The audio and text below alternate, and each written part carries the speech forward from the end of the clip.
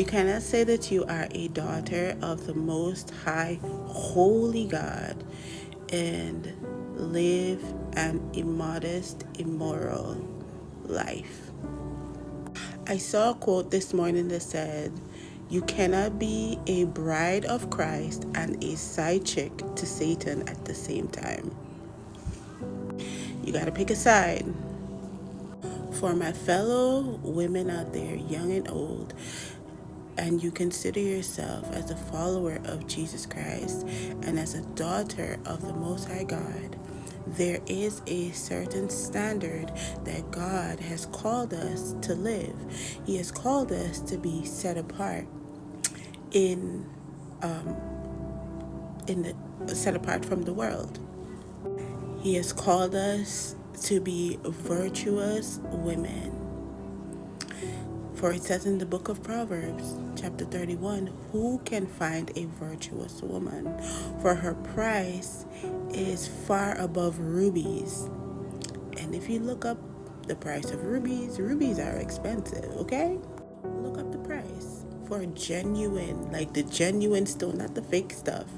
It's very expensive, and God is saying that a virtuous woman, her price is far above that. You're priceless.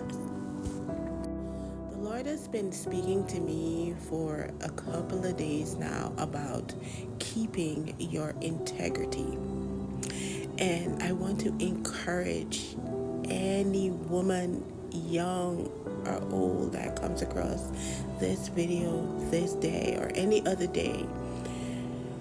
If you have been toiling with wanting to, step out and do things that would not please the Lord, I implore you, I plead with you to not do it, to keep your integrity, to remember that you are a daughter of God. He created you, and that your purpose is to please Him in all that you say and do.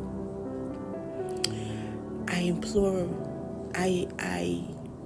plead with you to keep your integrity. No matter what it is that would have happened or what anyone has done to you that has hurt you, and you're like, you know what? Forget it. I'm gonna do this and I'm gonna do that. Please, I ask you to refrain from it and just give it over to God and be a woman of virtue. Think about what a virtuous woman is and apply that to yourself. Look up the definition of the word virtue and apply that to your life, and just know that God is going to do what is necessary for you because you are His daughter. Remember Esther? When you read the book of Esther and you see how she found favor in the sight of God, the Bible talks about how beautiful she was. She's a very gorgeous woman, a fair woman. And when the Bible talks about a fair woman, it means that she's extremely beautiful. But why did she find favor in the sight of the Lord? As you read about Esther, you see that she wasn't caught up in her beauty. There was so much more to her than just her outer experience, outer appearance. She was a woman of impeccable character. She knew the Lord. She relied on the Lord. I believe that she knew that she was beautiful, but she knew that there was more to her than just her beauty. And in our modern society,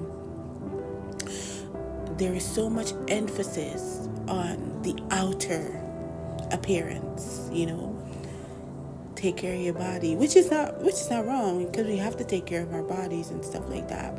But there's so much more emphasis on the outer exterior, and not enough emphasis on the inner you. There's so many beautiful women walking around, but their character, based on what comes out of them, is a great contrast.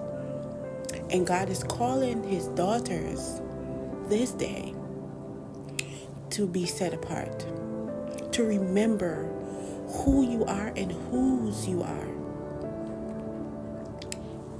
Let us read Proverbs chapter 31. Proverbs 31 verses 10 says, "Who can find a virtuous woman?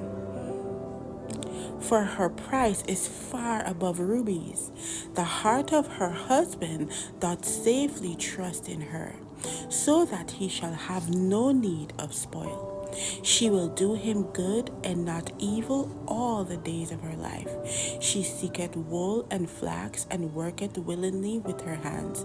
She is like the merchant's ship. She bringeth her food from afar. She riseth also while it is yet night, and giveth meat to her household, and a portion to her maidens. She considereth the field, and buyeth it with the fruit of her hands. She planteth a vineyard. She girdeth her loins with strength and strengtheneth her arms. She perceiveth that her merchandise is good. Her candle goeth not out by night. She layeth her hands to the spindle, and her hands hold the distaff. She stretcheth out her hand to the poor, yea, she reacheth forth her hands to the needy." Wow. She is not afraid of the snow for her household, for all her household are clothed with scarlet. She maketh herself coverings of tapestry, her clothing is silk and purple. Her husband is known in the gates, when he sitteth among the elders of the land. She maketh fine linen and selleth it, and delivereth girdles unto the merchant. Strength and honor are her clothing, and she shall rejoice in time to come. She openeth her mouth with wisdom, and in her tongue is the law of kindness. She looketh well to the ways of her household, and eateth not the bread of idleness. Her children arise up and call her blessed, her husband also, and he praiseth her. Many daughters have done virtuously, but thou excellest them all. Favor is deceitful, and beauty is vain, but a woman that feareth the Lord, she shall be praised. Give her of the fruit of her hands, and let her own works praise her in the gates. This is the kind of woman that we should all aspire to be. The women of this world, although they may have all the attention on them, it's all for the wrong reasons, right? They have not, to me, found their purpose in the Lord. They don't fear the Lord, right? They think that, okay,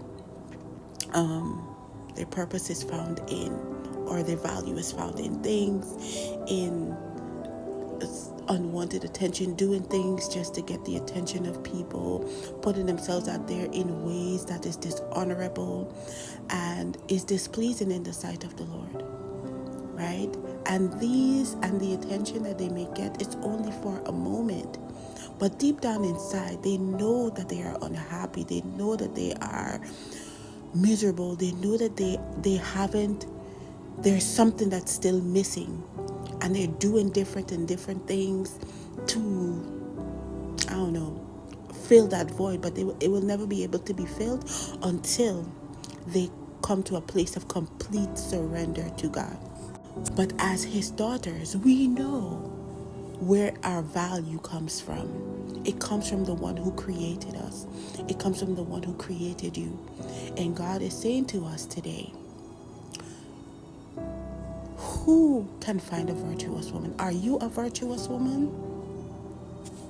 You are priceless in the sight of God.